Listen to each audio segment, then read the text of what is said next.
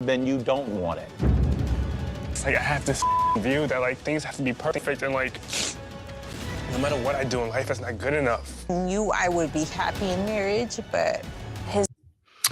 Hey guys, and welcome to Little Black Book. You know what time it is. We're talking to you today about Zach, and we're talking about the fact that we are tired of Zach's tears. Is that toxic masculinity, or are we genuinely having a point here that we are, that Zach's tears are way too much? We're going to discuss this on this episode of By the First Sight Review. Please let us know your thoughts as well during the course of this of watching this, and let us know in the comment section what your overall thoughts are to the actual subject as well, guys. For those of you who are new to this channel, do me a favor, like it, share, subscribe. We're trying to go to 100k, and click on that bell button for notification of the what uploads. And for those of you who are returnees, really know what it is, baby. You got the middle pros. You got the middle pros. Oh, yes. All right, cool. Let's get into the video. But before we do, for those of you who return, you already know what it is, baby. Stay hydrated. Why? Because the streets out there are hot. All right? They're hot, hot, hot. Little Black Book. You know what time it is. Time it is. Time it is. Time it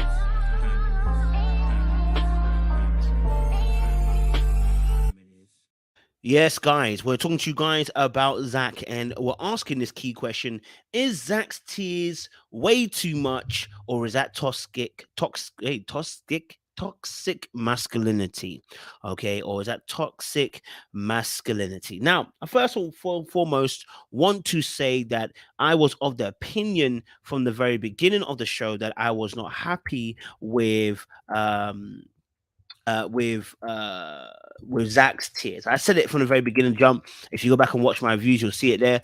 I said that I'm not really first about seeing Zach crying every moment. And the reason why was because I felt like the crying every moment was really an indication potentially of how he was reared, and that when difficult situations come up, how he's going to respond is going to be in a more, I guess, softer nature, or it's going to be a response that is more of crying first and being action led second.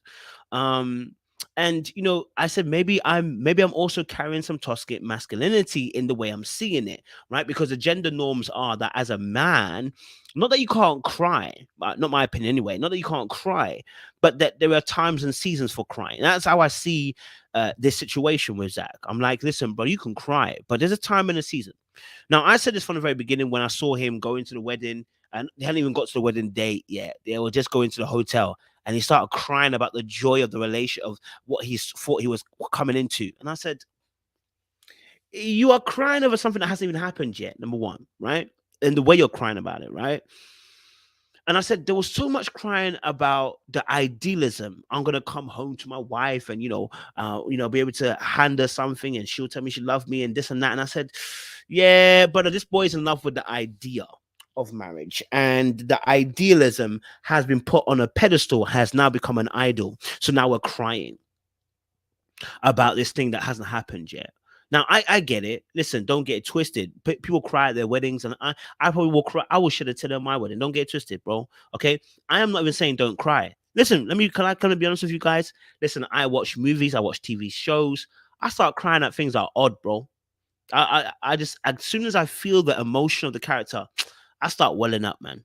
Now I'm gonna be honest with you. I just start feeling it when I see the character. Maybe they died or whatever. I'm like, oh, I start feeling tears. I watched Godzilla versus King Kong today, and I felt emotional, bro. When the way they were treating King Kong, I started feeling emotional. Okay, the way that King Kong almost died, I was emotional. When they put the little, if you haven't watched the film, sorry, I'm spoiling it for you. But when they put the little ship on his chest, man, I started feeling it, bro. Okay, that's King Kong. Yeah, he's a big ass gorilla. Okay, or monkey, whichever one you call it, right? And he isn't even human. And why am I crying at those moments where it's sad? Because they've built up a story to make it so you're emotionally moved, right? But I know me too. I'm an empath, so I start feeling the emotions heavy, which is why when I'm dealing with people, I try to deal with from an empathetic point of view. But here's the thing, though. Here's the thing, right? There are times and there are seasons. There are times and seasons in your hand. Yeah. And here's what I mean by that. When I'm doing counseling, do you not think that when people are telling me their deeper stories, that I don't want to go, you know what, that was so deep and that had me emotional, Chris? Of course I want to. But I also realize it's not the time nor the season to do that. Right? The person telling me their story does not want me to feel sorry for them in that moment. They want me to listen. Time and season. Now, if I start bawling, someone might say, well, you know, men have to be emotional and touch their feelings. Yes, you do. But there's a time and there's a season. Do you see? Right? Nobody's getting at anybody for crying because of joy or crying because of sadness. No, no, no. But you can't be crying every moment. Everything that happens, you end up crying rather than just facing the situation and saying, listen, we've got to get on with it and move forward. Right? And the tears seem to be coming because of the joy that he thought he was going to have will begin. Now the death of the idea, right? And that's why I said the tears are associated with something which that's why I'm saying is deeper than just I'm crying, because the tears are overwhelming and so much, but it's in conjunction with the idea and the idealism of marriage. That in itself needs to be checked. That in itself needs to be checked. Right? As a man, I believe that there is times and there are seasons when to cry. And even as a woman, there are times and seasons to cry, but you're going to get away with it for crying more. And I don't disagree, right? Because if men are saying that they are the head and they are the leaders, there is a time and a season to show vulnerability, and there's a time to show leadership. There is a time to be strong, and there are times to be weak. But know the season that you're in. Know the season you're in. Listen, you don't think that when I grew up, my parents struggled to pay bills. Oh, they did. But had I been seeing them crying every time that there's bills coming into the house, how would that have affected me as a kid? I would have been thinking every single time, we're in trouble, we're in trouble, we're in trouble. And actually, I even realized myself that because I was an empath, I could sense their emotions. What actually I started doing, I stopped asking for things. By the time I got to like 12, I didn't ask for anything again. I just stopped. If you don't give me pocket money, don't give me pocket money. If you do give me pocket money, don't give me pocket money. If you buy me something, don't buy me something. It is. And what I realized is when I did that, I also did that with God. I didn't ask God for anything because I thought like I shouldn't ask God for anything. I should just be grateful. And that's how I see life. I'm like, no, I'm just grateful I got a roof on my head. I'm grateful that I had food in my back, in my stomach, sorry. I had clothes in my back. As my parents would say to me, why am I, what else is there to complain about? I go to school, I come back. Yeah, I don't have Adidas. I don't have Nike. Yeah. But I had a Nintendo 64, so I can't even talk. But what is there to complain about? You know what I mean? Let me just be content and grateful for what I have. Which there's nothing wrong with being content and grateful. Why am I mentioning this? Because what I'm talking about is when you're a child and you're in an environment where weakness is being shown every single time, what happens to that child? That child then has to also show that weakness because they're learning by what they see. Right? Life, and my dad would say to me, life is tough. Life is tough. Don't let it come and kill you. Life is tough. Now, does that mean don't be in tune with emotions? No, it just means that there is a time and a season to be strong. And the tears that you're crying at that moment, listen, they're not going to solve the issue. They're not going to solve the issue. They're not going to solve the issue. And if you're overly crying, I think it points to something else. I think it points not to the tears, but it points to something else that's within yourself. And I think we've seen that from Zach, the idealism, being in love with the idea, being raised in a family where it seems like the mother is the tiger cub and the father takes a back seat. Therefore, being far more in tune with his emotions in the seasons where he probably should be less tuned and being more logical and analytical and being more assertive and direct. And I'm telling you this from a position of where I have been far more in tune with my emotional side than I have been my logical side. This is why I do what I do. I'm still in some shape or form very highly emotively moved. Someone might say you're Cancer. Someone might say, that's the kind of way you are wired. And yet there is some truth to that. But there's for the last year and a bit, I've been rewiring my mind in how I think, right? Because I have to. Because as you grow older, you mature and you see relationships differently. And also you must undo some of the learned behaviors you learned from the environment that you grew up in, because it's not healthy for you. As a man, you are protecting, providing, and serving. Right? Protecting, providing, and serving. And part of that leadership is that in the moments, look, when Jesus began to weep, when he was weeping, knowing that he's going to the cross, where did he weep? He wept in the Garden of Gethsemane. Who was with him? Well, it wasn't the disciples, because they were outside sleeping. Okay? And he said, listen, Lord, if you hear me, take this cup from me. That was a one-to-one conversation with him and God, Bear in mind, Jesus was going to the cross. The Bible says when he heard that his friend Lazarus had died, he said Jesus wept. At times, Jesus was moved with compassion. There were times and seasons for everything. If Jesus was crying every single time, we wouldn't have had the miracles we had. There's a time and there's a season to when we do these things. So that's what I'm saying about his particular crying. It's not that he is crying, it's the times and the seasons he chooses to cry. The latest one we just seen again, we saw last episode where he was crying and Michaela was trying to talk to him.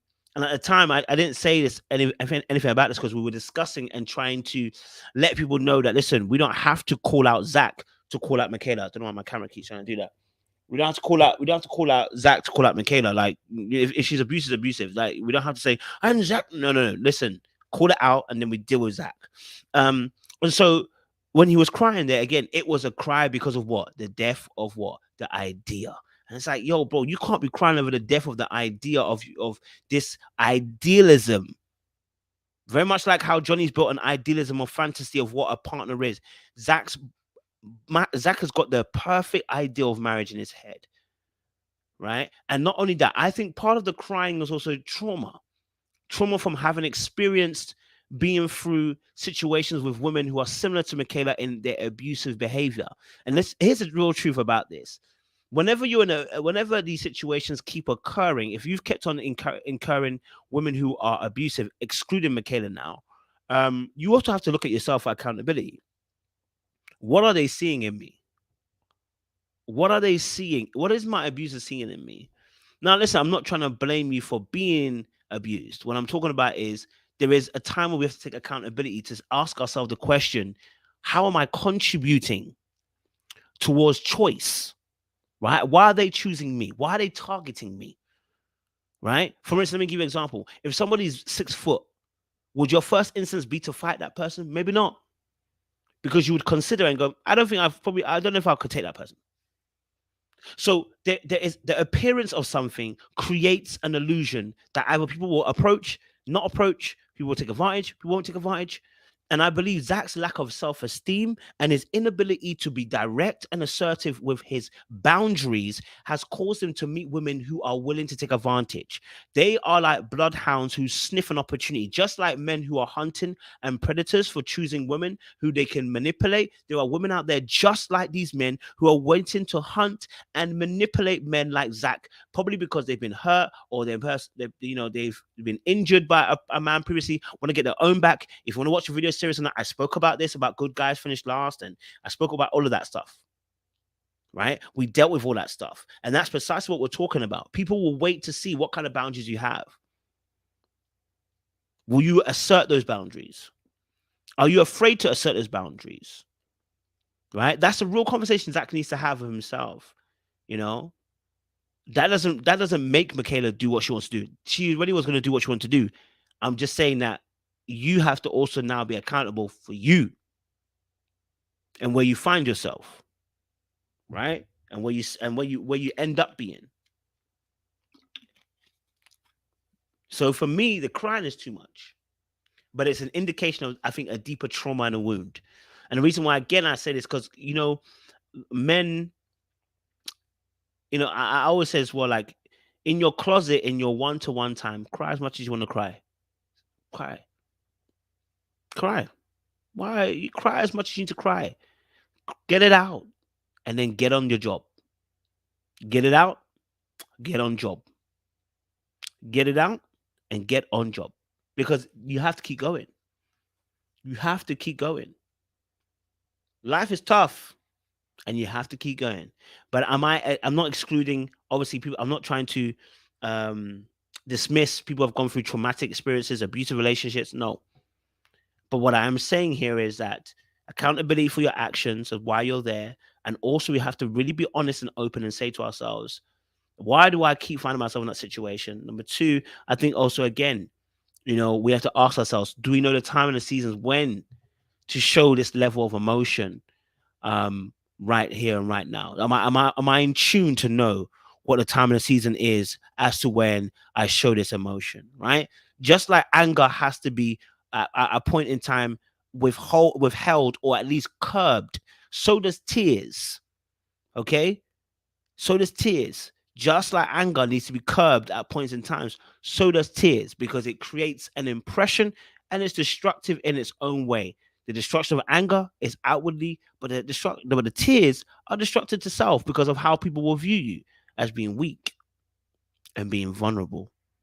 So let me know your thoughts down below. Do you agree what I've said? Maybe you disagree, and that's fine. I want to get different points of view on this, and hopefully we'll get a more well-rounded view on this topic. Let us know your thoughts down below. We appreciate you guys. Stay locked and stay low.